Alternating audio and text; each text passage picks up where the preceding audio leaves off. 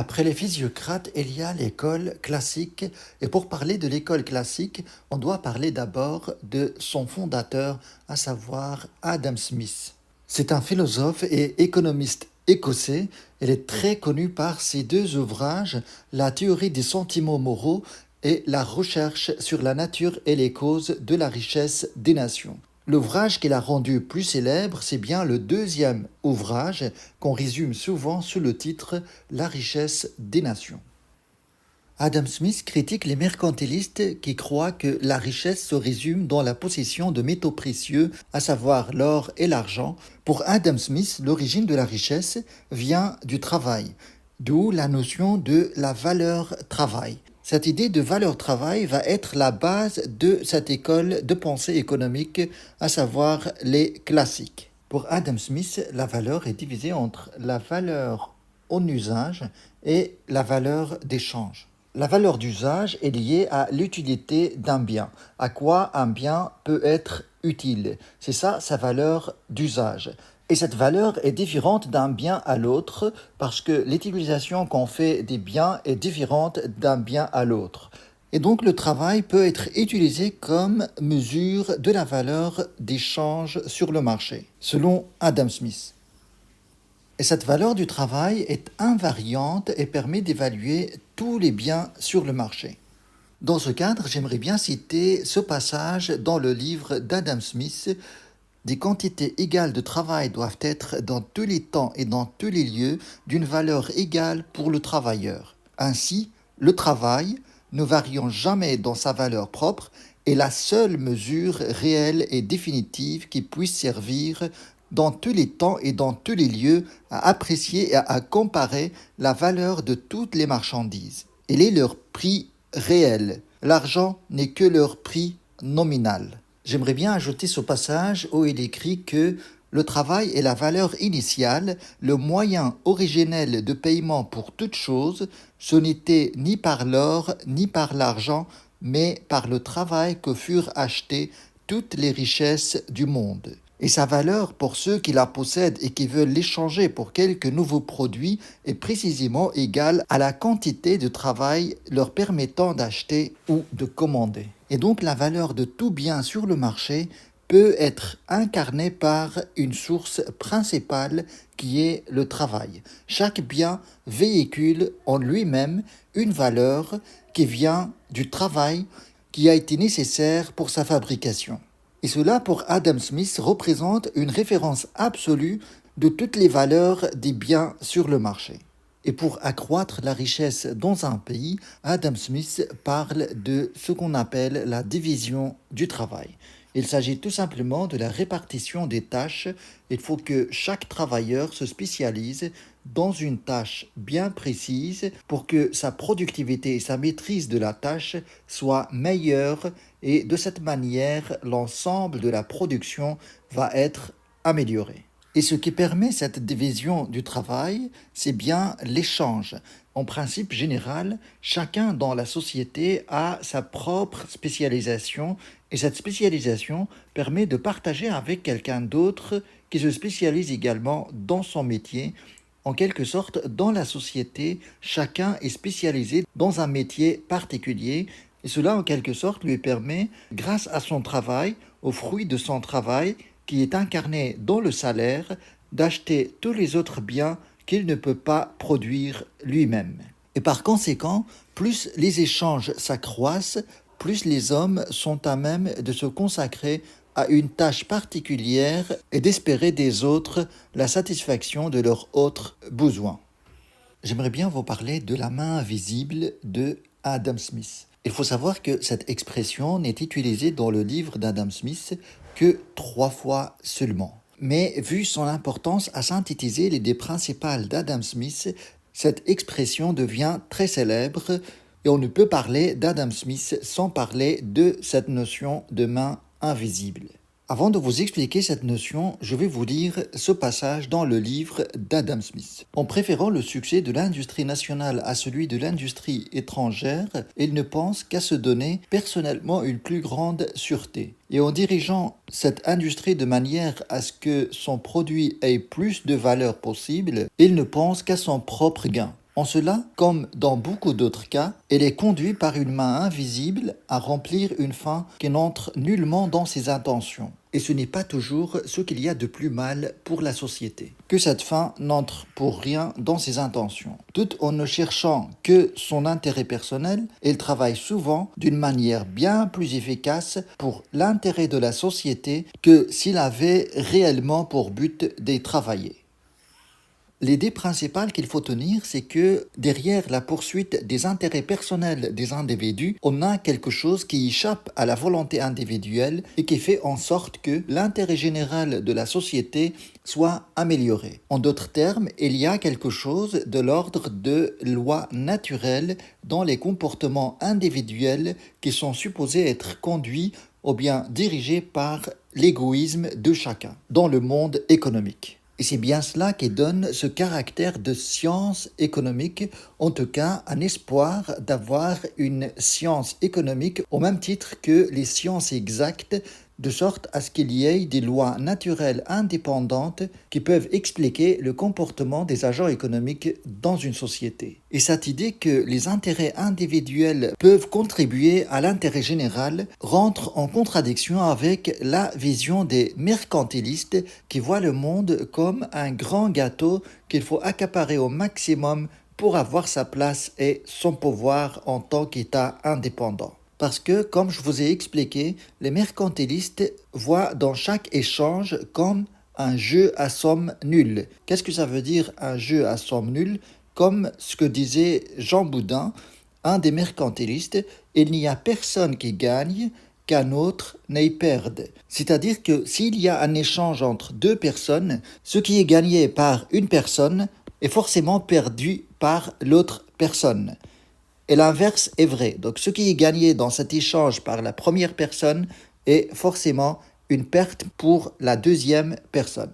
Eh bien, avec cette idée que malgré qu'un individu poursuit son intérêt personnel, fait gagner les intérêts de toute la société, eh bien, on n'est plus dans la logique qu'un échange est un jeu à somme nulle, mais c'est un jeu où tout le monde y gagne. Et donc, dans ce cadre, on est plus dans un avantage mutuel à l'échange. Ou bien la force qui fait de l'intérêt individuel l'intérêt de tous les autres. Eh bien, une conséquence directe de cette vision, c'est de voir dans l'intervention de l'État, dans la sphère économique, quelque chose d'indésirable, parce que cette intervention peut avoir en sorte d'empêcher paradoxalement la réalisation d'un maximum de bien-être collectif. Avec toutes ces idées que je viens de citer, on forme ce qui caractérise le libéralisme économique. Avant de vous parler du libéralisme économique, j'aimerais bien d'abord vous parler du rôle de l'État en économie chez Adam Smith. Pour Adam Smith, la fonction principale de l'État est le gardien de l'intérêt général. C'est-à-dire que l'État doit se limiter à sa fonction principale, à savoir protéger les citoyens contre les différentes injustices. Et donc l'État doit assurer la police, l'armée, la justice. Et donc l'État n'a pas à intervenir en économie car cela peut empêcher la réalisation d'un maximum de bien-être en société. Je vais vous donner un exemple très simple pour illustrer un petit peu cette situation. Imaginez par exemple qu'on a deux restaurants et que le premier restaurant reçoit beaucoup de demandes pour plein de raisons. Par exemple, le service est meilleur, la nourriture, les repas, etc. Et le deuxième restaurant, on a très peu de clients. Et que ce deuxième restaurant, en bleu ici, est au bord de la faillite. Imaginez que l'État, par exemple, intervient pour aider ce restaurant à ne pas tomber en faillite. Eh bien, cette intervention est une mauvaise action. Pourquoi? Pour une simple raison. L'État, en faisant cela, il entretient ce qui ne marche pas, ce qui ne répond pas au bien-être des citoyens. Parce que un citoyen qui va préférer aller dans le deuxième restaurant que le premier, c'est pour une bonne raison. Et cela peut être considéré comme un vote pour un bien-être meilleur. Et donc ce deuxième restaurant doit s'adapter et proposer d'autres choses meilleures aux citoyens pour garder un bien-être meilleur. Donc chez Adam Smith, ce restaurant doit s'adapter à la situation et doit faire en sorte de proposer quelque chose de meilleur pour garder sa place. Et l'État n'a pas à intervenir dans cette situation pour imposer aux citoyens d'aller à tel ou tel autre restaurant. C'est juste un exemple pour illustrer un petit peu cette idée de non-intervention de l'État. Donc, ce qui est proposé dans cette situation, c'est la concurrence. On doit laisser la concurrence faire son travail et le bien-être de toute la société va se retrouver optimisé. Ici, je reprends le texte d'Adam Smith par rapport à la main invisible. Ici, dans ce texte, il parle d'un commerçant national qui voit la concurrence venir de l'étranger. On va imaginer que c'est notre restaurant qui ne marche pas. Donc ce monsieur ne pense qu'à se donner personnellement une plus grande sûreté. Et pour cela, il doit proposer le plus de valeur possible. C'est là que la concurrence rentre en jeu et en faisant cela, il pense à son intérêt personnel de gagner dans son commerce et générer plus de bénéfices. C'est ça le but de chaque entreprise, c'est de générer les bénéfices, rien d'autre. Et de cette manière, on va avoir plus d'intérêt général qui se réalise dans la société. Et donc, en résumé, sur quoi se base le courant libéral ? Vous avez la première chose, c'est la propriété privée, et puis la liberté des individus, la concurrence, c'est-à-dire laisser le marché réguler l'économie et pas d'intervention de l'État dans la sphère économique. Voilà les caractéristiques principales de ce qu'on appelle le libéralisme.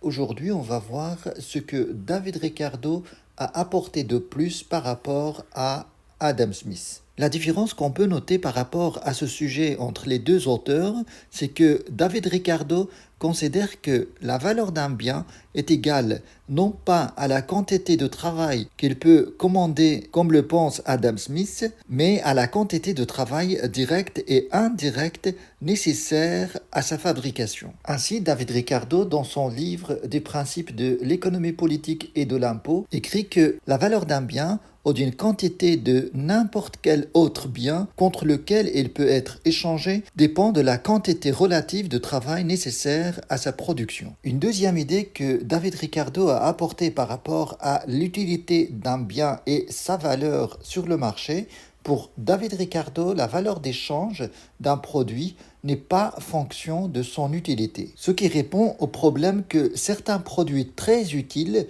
comme l'eau, par exemple, n'ont qu'une faible valeur d'échange. Cela s'explique par le principe de la rareté. L'eau n'est pas rare, c'est pour ça qu'il n'est pas cher. Et donc, il y a une autre variable qui détermine la valeur sur le marché, c'est la rareté. Et cela explique pourquoi certains produits qui sont moins utiles sont très chers, comme les diamants par exemple, parce qu'ils sont très rares et il faudrait beaucoup de travail pour les trouver et les extraire. Il parle aussi dans son livre du prix naturel et prix du marché. Il explique que la loi de l'offre et de la demande fait en sorte que le prix du marché se rapproche au final du prix naturel. Mais ce qui est célèbre chez David Ricardo, c'est sa théorie des avantages comparatifs, contrairement aux avantages absolus d'Adam Smith. Je vais vous expliquer un petit peu la distinction et le fonctionnement de ces deux théories. David Ricardo présente cet exemple, la production au Portugal et en Angleterre du vin et des draps. Pour produire une certaine quantité du premier bien,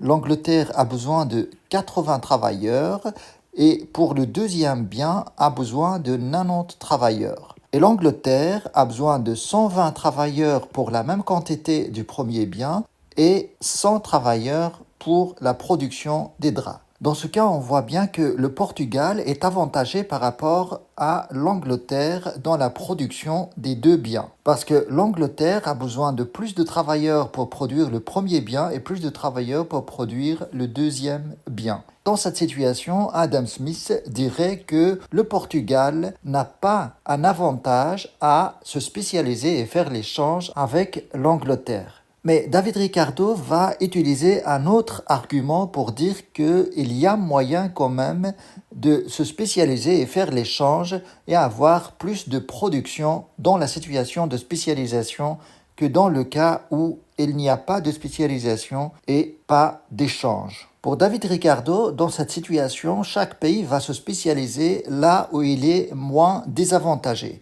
Par exemple, le Portugal va se spécialiser dans la production du vin et l'Angleterre, elle est moins désavantagée dans la production des draps. Donc, il va se spécialiser dans la production des draps. Et dans ce cas, le Portugal va produire 2 fois la même chose ici. Donc, il va prendre les travailleurs qui étaient spécialisés dans la production des draps pour produire du vin. Donc, on va avoir ici 2 fois la même chose pour le Portugal et pour l'Angleterre, ce qui va donner le gain de 10 travailleurs en plus qu'on peut mettre de côté. Pareil pour l'Angleterre, il va se spécialiser dans les draps, donc il va produire 2 fois la même chose pour l'Angleterre et pour le Portugal.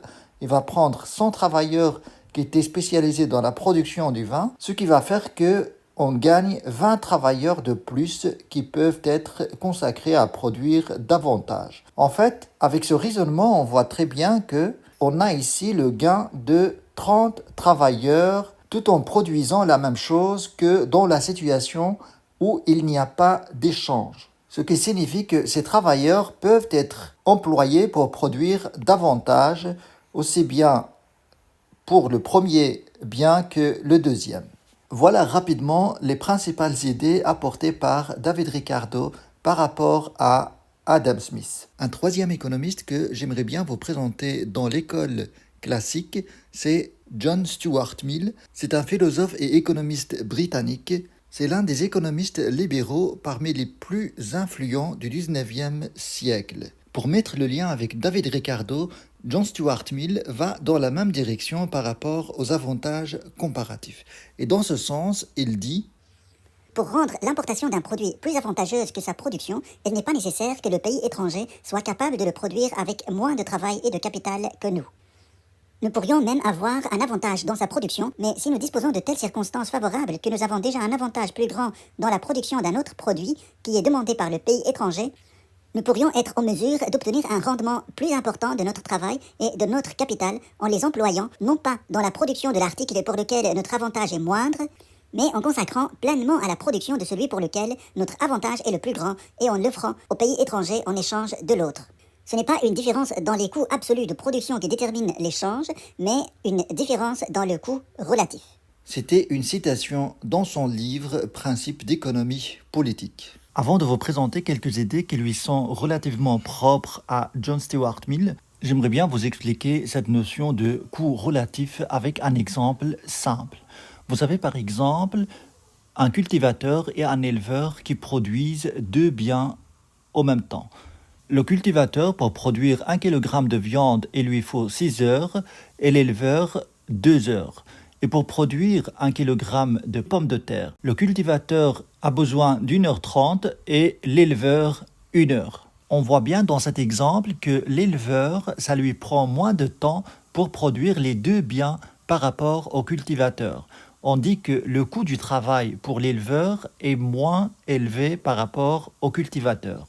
Si je raisonne en termes de coût absolu, je peux dire que l'éleveur n'a aucun avantage par rapport au cultivateur pour faire l'échange et se spécialiser. Par contre, si je calcule le coût relatif en passant par le calcul du coût d'opportunité, c'est-à-dire à quoi il faut renoncer pour obtenir autre chose. Le coût d'opportunité d'1 kg de viande, c'est-à-dire que si le cultivateur renonce à produire 1 kg de viande, il va avoir à disposition 6 heures qu'il va consacrer dans la production de l'autre bien.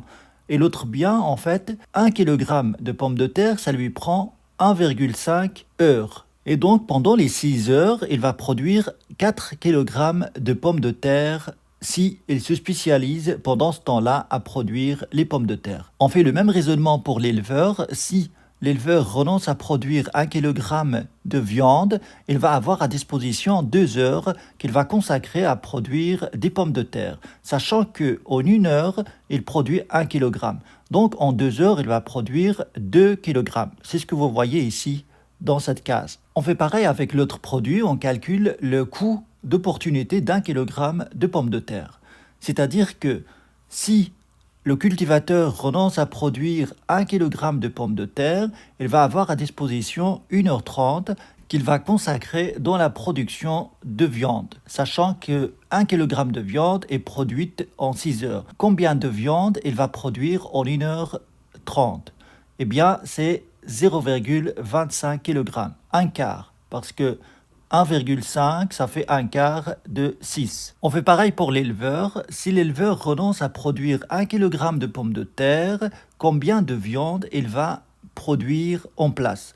Alors, en renonçant à produire 1 kg de pommes de terre, il va gagner 1 heure. Cette heure-là, il va la consacrer complètement pour produire l'autre bien, à savoir la viande. Sachant que 1 kg est produit en 2 heures, en 1 heure, il va produire la moitié de kilogramme, c'est-à-dire un demi-kilogramme. C'est ce que vous voyez dans cette case. Vous voyez bien ici, si on compare les coûts relatifs, on voit que le cultivateur a un avantage relatif dans la production de pommes de terre et l'éleveur a un avantage dans la production de viande. Et donc, selon John Stuart Mill, il y aurait la possibilité de faire la spécialisation et faire l'échange entre les deux pays dans ce cas. Parmi les autres idées de John Stuart Mill dans le domaine économique, il y a la critique de ce qu'on appelle la croissance économique. Pour John Stuart Mill, ce n'est pas le plus important d'avoir une croissance très élevée, mais le plus important, c'est la redistribution de cette croissance, de cette richesse. Parce qu'une croissance qui ne profiterait qu'aux riches, ça, c'est problématique dans une société. Dans ce cadre, il est favorable d'introduire en société des mesures socialistes qui permettent une meilleure redistribution de richesses. Dans ce sens, il écrit « J'ai la certitude aussi que les fondements intellectuels et éthiques du socialisme méritent l'examen le plus attentif dans la mesure où ils offrent dans bien des cas les principes directeurs des progrès dont nous avons besoin pour donner à notre système économique actuel ses meilleures chances de succès. » Dans ce cadre, on le présente souvent comme le fondateur du social-libéralisme. Et il pense sur le plan politique que le gouvernement le plus abouti est un gouvernement populaire, un gouvernement représentatif de toute la population. C'est bien ce qu'il désigne sous le terme communisme. Dans ce sens, il écrit « Dès lors qu'il n'est plus vrai que les êtres humains, en règle générale, se préfèrent eux-mêmes aux autres et ceux qui leur sont plus proches à ceux plus éloignés, alors le communisme n'est pas seulement praticable, mais devient la seule forme de société envisageable. » Le quatrième économiste classique que j'aimerais bien voir avec vous, c'est Jean-Baptiste Say. C'est un économiste libéral français qui se démarque par rapport aux autres classiques par quelques idées essentielles. C'est ce qu'on va voir dans cette vidéo. Elle écrit dans son livre Traité d'économie politique, chapitre 1, « L'utilité des choses est le premier fondement de leur valeur. » Et donc, il ne considère pas, comme David Ricardo, que la valeur des biens sur le marché vient du travail qui a été nécessaire à leur fabrication. Un bien ne prend de la valeur que parce qu'il est utile, peu importe le travail qui a été utilisé pour sa fabrication. C'est pour ça que certains économistes, comme Karl Marx par exemple, excluent Jean-Baptiste Say de l'école classique parce qu'il n'adhère pas au concept de valeur travail. Mais il reste en tout cas un économiste libéral qui défend la propriété privée, la concurrence et le rôle minimum de l'État en économie. Une deuxième idée importante, c'est ce qu'il appelle loi des débouchés, ou bien loi de Say. Mais avant de vous expliquer cette loi intéressante, j'aimerais bien m'arrêter un instant sur cette notion de valeur-utilité. En fait, le problème des économistes depuis le départ, c'est de trouver d'où vient la valeur des biens sur le marché. Prenons un exemple simple. Ce fauteuil, par exemple, a une valeur et cette valeur est exprimée dans le prix. On suppose par exemple que le prix de ce fauteuil est de 500 €. Ce prix de 500 €, c'est bien ce qu'on appelle valeur d'échange de ce fauteuil. Je peux échanger ce fauteuil contre 500 €. La question qui se pose ici, c'est d'où vient cette valeur de ce fauteuil, exprimée dans la valeur d'échange, à savoir 500 €. Qu'est-ce qui permet d'expliquer cette valeur? Les économistes repèrent deux valeurs possibles, soit l'utilité, c'est ce qu'on appelle valeur utilité, ou bien le travail qui a été nécessaire à la fabrication du fauteuil. C'est ce qu'on désigne sous le terme valeur travail. Des économistes comme David Ricardo et Adam Smith ont écarté en fait d'utiliser l'utilité comme source de la valeur d'échange. Pourquoi? Parce que l'utilité d'un bien est différente d'un autre bien. L'utilisation qu'on fait d'un bien est tout à fait différente de l'utilisation d'un autre bien. On ne peut pas avoir une valeur ou bien une mesure de référence pour tous les biens basés sur l'utilité, parce que c'est très subjectif et il n'y a pas de moyen de mesurer l'utilité objectivement. C'est pour ça qu'ils sont orientés vers la valeur travail, parce que chaque bien nécessite un certain temps de fabrication, un certain temps de travail pour le fabriquer. Et donc on peut ramener tous les biens sur le marché au temps de travail nécessaire à leur fabrication. Et donc de cette manière, on peut avoir une unité de mesure unique et commune à tous les biens sur le marché. Mais pratiquement l'utilité, malgré sa subjectivité, reste la référence la plus plausible pour justifier la valeur des biens sur le marché. Maintenant, on va revenir à cette notion de loi de seuil ou bien loi de débouché. Parce que l'achat d'un produit ne peut être fait qu'avec la valeur d'un autre. Peut-être que ce n'est pas clair, mais je vais vous l'expliquer d'une manière très simplifiée. Imaginez cette situation. Vous avez deux personnes. La première personne possède une pomme et la deuxième une banane. On va dire par exemple que ce que cherche cette personne-là, c'est une banane et pas une pomme. Et l'autre veut une pomme au lieu d'une banane. Si on suppose que le prix de la banane et de la pomme est la même chose, 50 cents on va dire, et on va supposer que la première personne va acheter la banane à 50 cents, et pareil pour la deuxième personne va acheter la pomme à 50 cents de la première personne.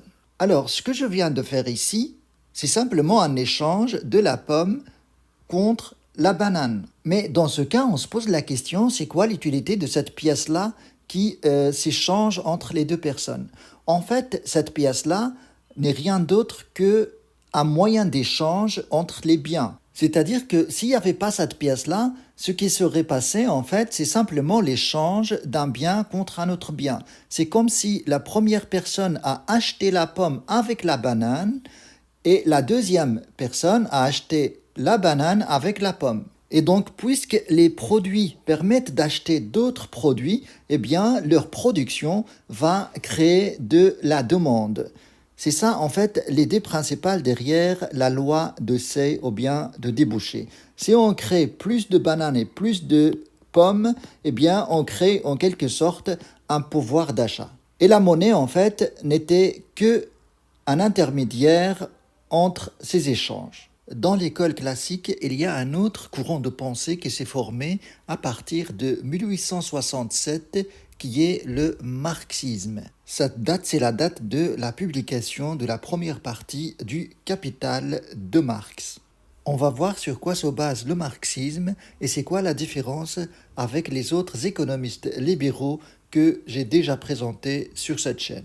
Tout d'abord, il faut savoir une chose importante, c'est que chez Karl Marx, l'histoire est faite de lutte de classe. C'est-à-dire que ce qui fait évoluer l'histoire, ce n'est pas les idées, mais c'est les rapports de force entre les classes sociales. Alors, qu'est-ce que ça veut dire la lutte des classes? Je vais vous l'expliquer avec des mots très simples. Pour Karl Marx, il y a deux classes sociales. Vous avez la classe des capitalistes ou bien les bourgeois, la bourgeoisie. Cette classe possède le capital, les terres, les machines, les usines, l'argent.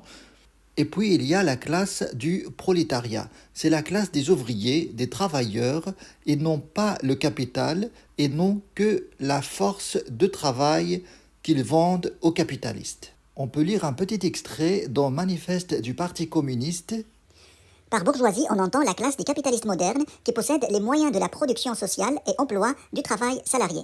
Par prolétariat, la classe des travailleurs salariés modernes qui, ne possédant pas en propre leurs moyens de production, sont réduits à vendre leur force de travail pour vivre. La pensée de Karl Marx se base principalement sur les travaux de David Ricardo et Adam Smith et surtout sur le concept de la valeur travail.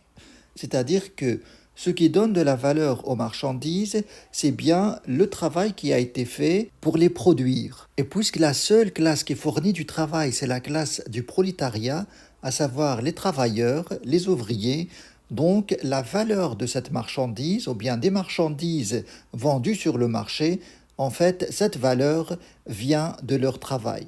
Ce qui fait que le profit, ou bien la plus-value, comme l'appelle Marx, c'est une forme d'exploitation de ce travail qui devrait normalement revenir aux travailleurs. Et donc, il y a une exploitation de la classe capitaliste de la classe des travailleurs ou bien le prolétariat. Et cette opposition entre les intérêts de ces deux classes sociales, c'est ce qui fait naître ce qu'on appelle la lutte des classes. C'est-à-dire que les capitalistes, leur but, c'est de maximiser leurs profits, leur plus-value, et les salariés, ou bien les travailleurs, leur but, c'est d'être payés dignement, puisque grâce à eux, à leur force de travail, que les marchandises sont produites. Et donc, si je veux résumer rapidement la vision de Marx par rapport aux autres classiques, on peut dire que Marx, en fait, elle est dans une analyse de ce qui devrait être dans la société. Et les autres classiques analysent ce qui est dans la société. Marx voit le monde comme quelque chose qui doit être changé. Il y a une injustice qui devrait être combattue. Alors que les classiques regardent le monde comme quelque chose de naturellement parfait. Je parlerai davantage de cette vision de Marx dans ce qui va suivre. Le principal problème que Marx pointe du doigt, c'est le mode de production capitaliste. C'est le rapport social de domination de la classe des capitalistes qui possède les moyens de production sur la classe du prolétariat, les ouvriers, les travailleurs qui n'ont que leur force de travail pour gagner de quoi vivre. En d'autres termes, ce qui doit être changé selon Marx, c'est ce qu'on appelle le capitalisme. Alors, qu'est-ce que ça veut dire le capitalisme? Vous avez généralement deux caractéristiques qui identifient le capitalisme. Vous avez d'abord la propriété privée des moyens de production. Qu'est-ce qu'on entend par moyens de production? C'est tout simplement les entreprises. C'est en général le capital, que ce soit financier ou matériel. Par exemple, les machines, les usines. Pour Marx, cette propriété privée des moyens de production, ça pose problème parce que ça vient en fait du travail. C'est du travail cristallisé qui a été effectué auparavant par la classe ouvrière. Et donc, naturellement, pour lui, il y a exploitation parce qu'on profite de ces moyens de production pour faire des profits. Et ça, c'est la deuxième caractéristique du capitalisme, c'est l'accumulation du capital et des profits. Ça, c'est la deuxième caractéristique du système capitaliste. Karl Marx s'interroge sur cette relation. Vous avez un capitaliste qui va avancer une somme d'argent A et va la transformer en marchandise grâce au travail et au final, il va transformer l'argent avancé de départ à une somme d'argent beaucoup plus grande en vendant ces marchandises et réaliser un profit. Et pour Marx, ça c'est problématique parce que les marchandises sont produites et fabriquées par la force du travail. Et ça vient de la classe des ouvriers et non pas des capitalistes. Et le danger de cela, c'est qu'on va se retrouver avec des sociétés où l'écart entre les pauvres et les riches est très très très grand.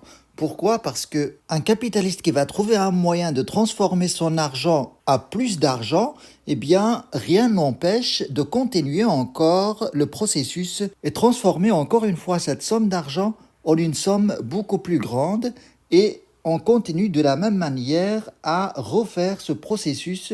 C'est bien ce qui identifie en fait l'accumulation du capital. Et cette accumulation du capital et des profits s'effectue grâce au travail de la classe du prolétariat. Et par conséquent, il y a exploitation de la classe dominante, à savoir ceux qui possèdent les moyens de production, et la classe dominée, ceux qui n'ont que leur force de travail pour gagner leur vie. Et la solution proposée par Marx pour mettre fin à cette exploitation, eh bien, c'est ce qu'on appelle le communisme, c'est-à-dire mettre en commun les moyens de production. En d'autres termes, il faut que la classe dominée, la classe du prolétariat, récupère les moyens de production et finir avec cette classe sociale des capitalistes, exploiteurs et improductifs. Et la seule méthode pour arriver à cet objectif, pour Marx, c'est la révolution. Il faut que cette classe des ouvriers s'unisse pour mener cette lutte de classe jusqu'au bout, pour arriver au grand soir, au communisme, au paradis sur terre, où c'est la fin de l'histoire, où il n'y a pas de domination et d'exploitation, et chacun dans la société va participer à la production selon ses capacités, et on va redistribuer la richesse selon les besoins de chacun.